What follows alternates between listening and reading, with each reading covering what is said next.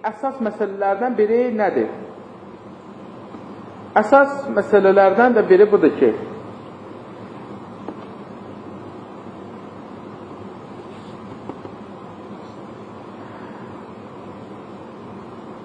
bu ki, bəzi alimlərimiz, buna qədər olan alimlərin xülasəsinin, sözlərinin müəyyən hissəsini qeyd edir. Və özünüz də gördünüz ki, nə cür deyirlər ki, imamət, nə cür üsulü dinləndir, dinin əslidir. Amma indi keçirik, yaxşı, bəzi alimlərimiz olub ki, bunlar gəliblər bir başqa iddia ediblər. Bunlar gəliblər, deyirlər ki, yox, bu üsulü dindən deyil, əksinə üsulü məzhəbdəndir.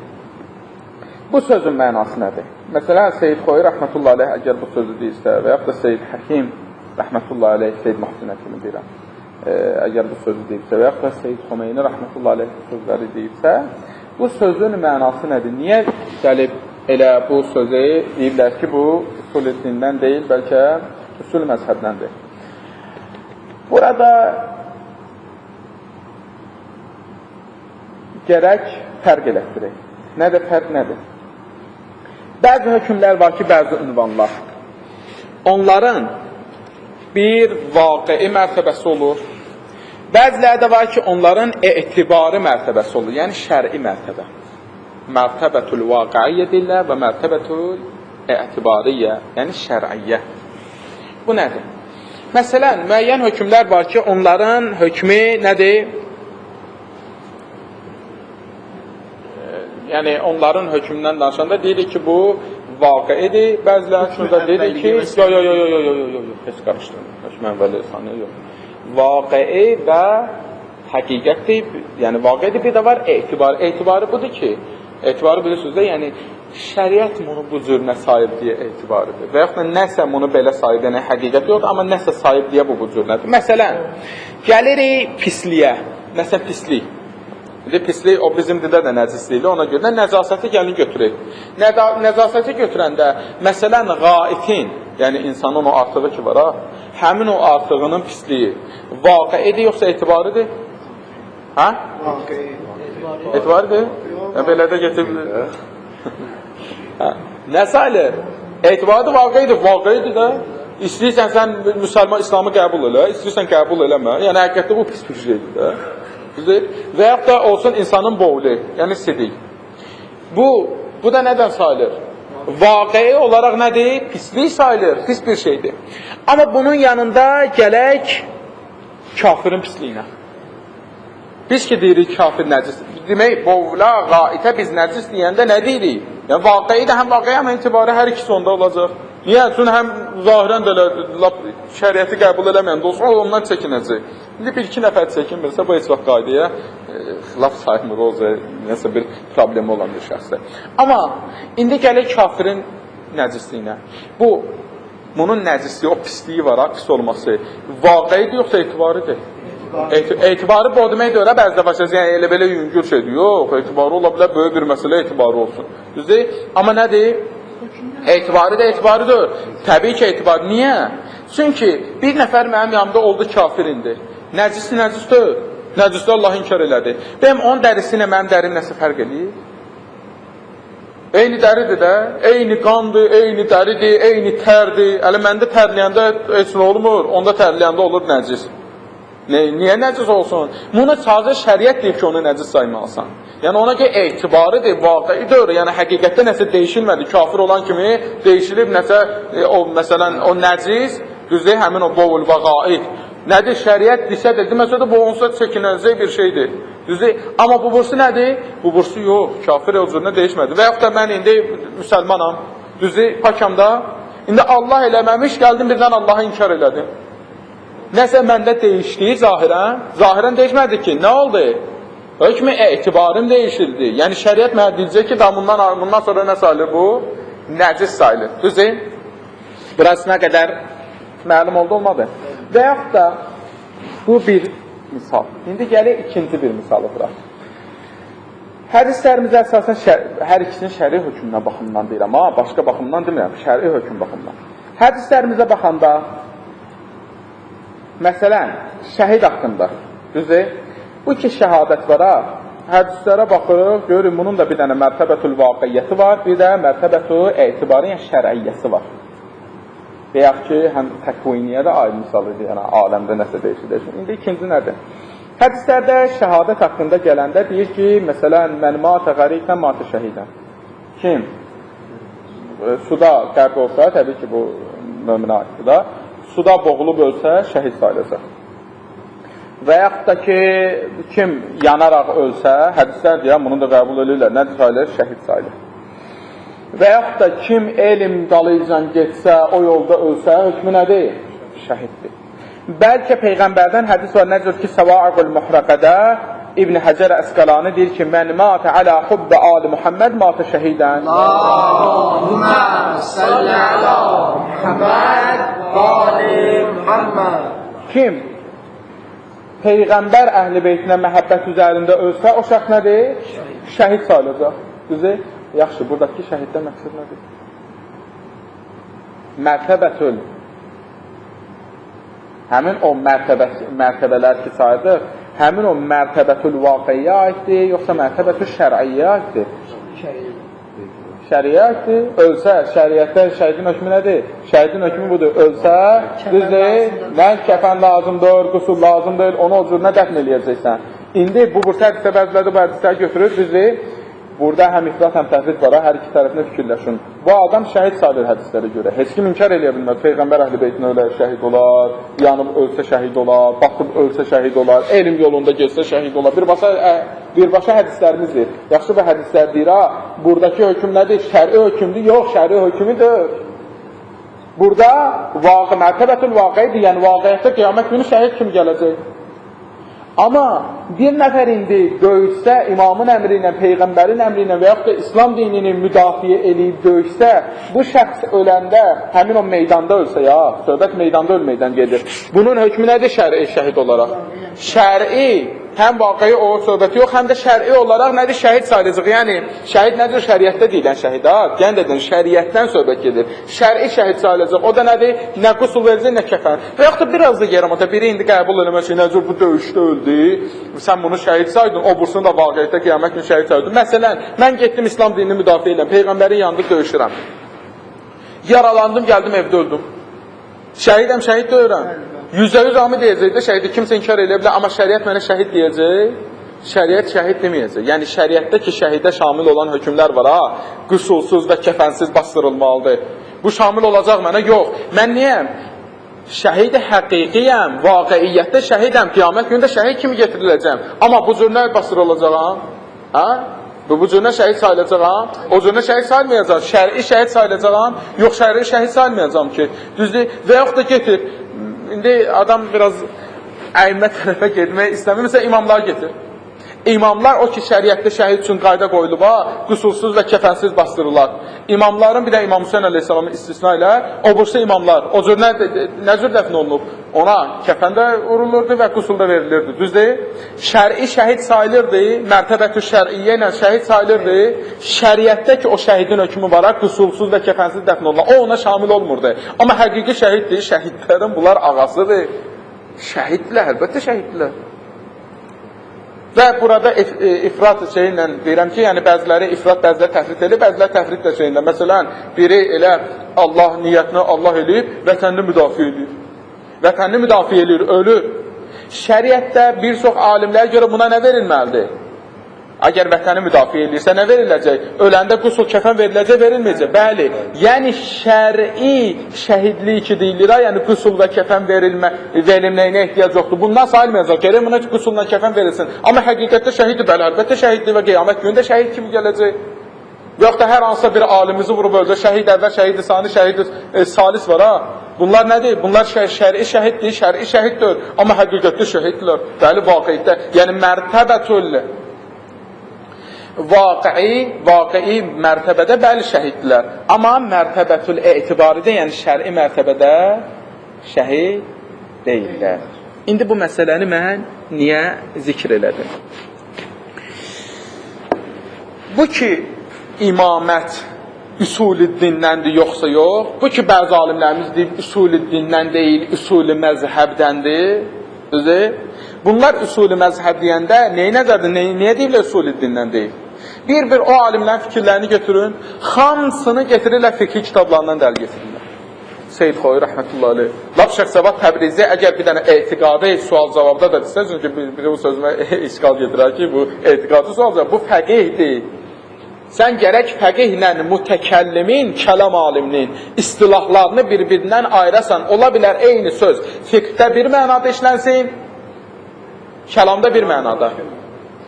Kəlam alimlərimiz hamısı nə deyiblər? Deyiblər, imamət üsulü dindəndir. Niyə? Niyə bəzi fəqihlərimiz durub deyirlər ki, imamət üsulü dindən deyil, üsulü məzhəbdəndir? Çünki bunların araşdırdığı mövzunun arasında fərq var. Bir adam bu fərqi qoya bilmirsə, durub hər nə gəldi danışırsa, bu adamın özünün, yəni, pis mənada deyilmə, təhqir üstündə deməm, amma cəhalətindəndir, cahildir. Cahil olmaq, yadınızda saxlayın, eyb deyil. Yəni, öz-özlüyündə cahil olmaq, onsa cahili. Amma eyb olan iki şeydir. Bir budur ki, insan cahil olsun, cahilliyini bilməsin, elə bilsin ki, yox, biləndir. Buna deyirik, cahil-i mürəkkəb. Cəhil-i mürəkkəb, bəli, eyibdir. İkincisi budur ki, laf cahilliyini bilir, öyrənmir. Öyrənə bilər, əlində imkan var ki, öyrənsin, bunu öyrənmir. Laf bilmədiyini etiraf eləsə, amma öyrənmir, bu da bəli, eyibdir. Amma ümumən cahil olmaq eyib deyil ki. Ona görə bu mövzuları araşdıranda kim olursa olsun, harada məsəl üçün kimlə oxuyub, bunun adiyyəti yoxdur ki, söhbətə. Gərək elmi səviyyədə, elmi səviyyəsinin birinin buna çatmırsa, ayət eləyə bilmirsə, bu iki dənə hökmün arasında mərtəbətül vaqi ilə mərtəbətül şər'iyyəni, mərtəbətül etibari, yəni bir şər'i qaydanı, bir də həqiqi hökmü, bunları bir-birindən ayıra bilmirsə, bu adamın öz problemidir. İndi gələm etiqadım. Kəlam alimi niyə deyir ki, imamət üsulü dindəndir? Kəlam alimi göstərir ki, kəlam alimi elə kəlamı bir bəhs açsın, fikri bəhs açmasın, kəlamı bir bəhs açsın. Məsələn, ola bilər ki, bir alim mütəkəllimdir, həm də fəqihdir, fiqhdə mövzu deyir. Məsələn, Şeyx Cəfər Subhani həfəzəhullah, həm mütəkəllimdir, kəlam alimidir və həm də ki, nədir? Fəqihdir. Açın bir dənə əl-ilahiyyatına baxın, görün, harada qeyd edir imaməti? Heç üsulü məzhəb deyir ona. Yoxsa üsul-i dindir. Və yaxud da Məkarim Şirazağa. Gəlib nə deyir? Deyir, üsul-i dindəndir. Amma fiqhi bəhsini açsa nə deyəcək? Fiqhi bəhsini açanda deyəcək, üsul-i məzhəbdir. Niyə? Nə fərqi var ki? Çünki kəlam aliminin bəhs elədiyi mövzu nədir? Kəlam alimi bəhs edir ki, hansı məsələ səni axirətdə qurtara bilər, hansı məsələ səni axirətdə həlak olmaqla səbəb olacaq. Yəni, sənin bir növdiyi axirətlə həll edib, birbaşa ya axirətlə, yəni hansına sən etiqad bəsləməlisən. Etiqad da nə üçündür? Sırf axirətdə nicat tapmaq üçün və yaxud da həlak olmaq üçün. Bu etiqadı danışır. Ona görə bu ancaq nədən danışacaq? Mərtəbətül vaqidən, həqiqətdən. Çünki etiqad bəsləyəndə nəyə etiqad bəsləyəsən? Həqiqətə etiqad bəsləməlisən. Amma fəqih nədən danışır? Fəqih yox. Fəqihin vəzifəsi budur ki, zahiri hökm göstərsən. Zahiri bu dünyada sənin təklifin nədir? Heç görmürsün ki, fəqih desin ki, öləndən sonra sən filan əməl eləyəcəksən, eləməyəcəksən. Fəqihin bütün dedikləri sən ölənə qədərdir. Ancaq onu bəhs edir fəqih. Ölənə qədər nə əməl eləməlisən? Ona görə kəlam alimi gəlib deyəndə üsul-i dindəndir, üsul-i din deyəcək. Niyə? Çünki imaməti qəbul eləmirsən, həlak olursan, əbədi cəhənnəmdəsən. Cənnətə sənin yolun yoxdur. Ona görə sənin həlak olub olmamağı, səni həlakətdən xilas eləməyin yolunu deyir. Ona görə gəlib deyəcək ki, üsul-i dindəndir. Amma fəqih deyəndə, fəqih bu dünyanı həll edir. Bu dünyanı həll eləyəndə nədir? Məsələn, fəqih deyir ki, hansı məsələlər üsul-i dindəndir? Fəqih bundan danışır. Nə hansı, yəni üsul-i din deyəndə nə deyir? Deyir, hansı məsələlər səbəb olur ki, insan zahiri bədəni nəcis olsun, hansı nəcis olmasın? Fəqih ancaq bundan danışır. Sən, yəni birinin nəcis bədəninin nəcis olub olmamağından, yəni mərtəbətül etibariyə, mərtəbətül şər'iyyədən danışır, şər'i mərtəbədən danışır. Düzü, mərtəbətül şər'iyyəni danışır, başqa bir şeyi də danışmır fəqih.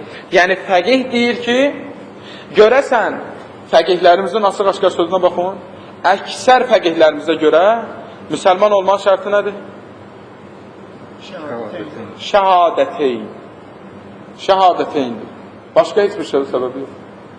Bir dənə Seyyid Xoyi, rəhmətullah aleyh, deyir, yox, bu şəhadəteyninə əlavə məad da bura daxil olmalıdır. Məada etiqad da daxil olmalıdır. Hətta bir növ, biraz desək ki, eyb kimi də tutur. Eyb kimi tutur ki, necə olur ki, böyük alimlərimiz ehmal ediblər, bu məadı demiblər. Çünki Allah Teala Quran-ı Kərimin neçə dənə ayəsində Allaha iman getirməklə yevmül axirə də iman getirməyi şərt bilir. Şeyx Cavad Təbrizi rəhmətullahi aleyh özünün Tənqih-ü Məbanidə gəlir buna cavab verəndə deyir ki, Seyyid Xoyun bu sözü işğallı sözdür. Niyə? Çünki deyir ki, şəhadə hədislərimizdə əsasən də elə şəhadəteyni demək şərtdir, digər bir dənə söz deməyə ehtiyac yoxdur. Tənqih-ül Məbanidə həmin bu sözünü getirir Seyyid Xoyunun və ondan sonra deyir ki, öz tələbəsi Şeyx Cavad Təbrizi deyir ki, bu əslində söz, yəni tam düz söz deyil. Niyə tam düz söz deyil? Deyir çünki, Seyyid Xoyun baş sözünü getirir. Vəl-e'tiraf bil-məad. Şərtlərdən də biri nədir? Şəhadəteyndən sonra e'tiraf bil-məaddir. Gərək axirətə etiqad eləyəsən. Niyə? Və in əhmələhul fuqahauna. Lap belə böyük fəqihlərimiz bunu ehmal eləsə. Çünki Allah Teala Quran-ı Kərimdə deyir ki, in kuntum tu'minuna billah vel yevmil axir. Əgər siz Allaha iman getirsiniz və axirət gününə iman getirsiniz. Seyyid Xoy deyir ki, burada axirət gününü Allaha imanla yanaşı deyib deyə demək həm Allaha, həm Peyğəmbər şəhadəteyni deməlisən, bir də axirətə iman getirməlisən. Və yaxud da başqa bir ayədə Allah Teala bu birincisi Bəqərə surəsindən dəlil idi, 23-24, sonra Nisa surəsi 59-cu ayəni getirir. Mən amənə billah və yevmil axir. Kim Allaha və qiyamət gününə iman getirsə. Amma Şeyx Cavad Təbrizi deyir ki, əqul, mən deyirəm, لو كان ليت بالمدخل في تحقق الإيمان الذي يحكم به الدم والمال يجري النكاح ومستفاد من ذلك من الآيات مشار إليه. Deyir, əgər bu dediyi ayələrə görə qiyamət günə iman getirmək də həmən bu şərt olsaydı, yəni üsul-i-dindən olsaydı, fikir üsul-i-dindən fikir usulüddinə, yəni zahiri fikir usulüddin deyəndə nə nəzərdə tutulur? İndi hədisini də oxuyacağam. Neçə dənə, yəni hökm ona şamil olur. Bir budur ki, onun qanı haram olsun, onun malı haram olsun, onun nikahı düz sayılsın. Yəni sən gedib müxalifin məsələsində və ya da bir başqası, yəni bu şəhadəteyni deyən şəxsin yoldaşı ilə nəsə bir dənə evlilik eləyənmərsən. Çünki bunun nikahı da möhtərəm sayılır. Və həmçinin irs apararlar bir-birindən. Yəni möminə şamil olan hökmlər buna da şamil olan. Nə ilə? Şəhadəteyni deməyini. Seyyid Xoy deyir ki, ayələri görə üçüncü də var. Qiyamət gün, yəni məada da iman getirməlisən. Amma Şeyx Cavad Təbrizi deyir ki, yox. Əgər bu şərt olsaydı, bir dənə nə var Quranda Allaha imanla yanaşı götürülür. Deyir, onda gərək Qurana iman getirməyi də biz üsul-i-dindən sayaq. Çünki Allah Teala Quran-ı Kərimdə deyir ki, fəaminu billah və rasulihi və nurilləzi ənzəlna. Allaha, Peyğəmbərə və Allahın nazil elədiyi nura iman getir. O nur hətta bəzi hədislərdə imamət də sayılır. Və yaxud da başqa ayədə Allah Teala Şeyx Cavad Təbrizi bu söz deyir. Nisa surəsi 136-cı ayədə deyir ki, Allah Teala deyir ki, eyyuhəllezina ey iman getir, aminu billah və rasulihi vəl kitabillazi nəzzələ alə rasulih. Və Peyğəmbərə iman getirin, Allaha iman getir Peyğəmbərə və nazil olan kitaba da iman getirin. Və sonradan deyir ki, kim mələklərə kafir olsa, kim kitaba kafir olsa, deyir bu sözdən belə çıxır ki, əgər Seyyid Xoyun bu sözünü qəbul etsə, geri bunlar da sayaq, amma heç bir fəqirlərimiz bunu saymayıblar. Niyə? Çünki sənin bu neçə dənə hökmün cari oldu, yəni fiqdə, üsul-i-din danışanda ancaq bunu nəzərdə tuturlar ki, bu adam birinci pak olsun, sonra bunun qanı haram olsun, malı haram olsun, namusu haram olsun və bu irs aparsın. Neçə dənə ki, bu hökmlər var, şamil olur. Deyirlər, bu kimə şamil olur? Deyirlər, hər şəhadəteyni deyən şəxsə. Şəhadəteyni deyən şəxsə. Əgər bu şəhadəteyni deyirsə, demək bu hökm. Onda belə çıxır ki, fəqihlərimiz qiyaməti, yəni deyirlər, qiyamətə iman getirməsən də axirətin düzəlir. Yəni sən möminsən, yox, bu mənada deməyiblər ki. Bu söz ancaq nəyə aiddir? Bu söz ancaq buna aiddir ki, yəni şəhadəteyn, o ki fiqdə deyir, üsul-i-din şəhadəteyn, yəni Allaha iman getirmə, Peyğəmbərə iman getir. Bir dənə dediyim kimi, Seyyid Xoy deyib, onun da sözünü heç bir çoxu qəbul eləmir. Çünki getirdiyi dəlillərdə gördünüz ki, Şeyx Cavad Təbrizi rəhmətullahi aleyh nəzər cavab verdi. Onda belə çıxır ki, üsul-i-din 2 dənə olmalıdır. Nəyə iman getirməklə? Allaha iman getirmək və bir də Peyğəmbərə iman getirmək. Qalanlarını sən şəhadəteynlə saymamalısan. Amma biz bir halda ki, görürük ki, xeyr, bu sözdən məqsəd budur, neydir? Nədir ki, sahibi Cəvahirin bəx sözünü oxuyanda dedim, mən bu sözə qaydacam. Sahibi Cəvahir 22-ci cild 62-ci səhifədə nə dedi? Deyir ki,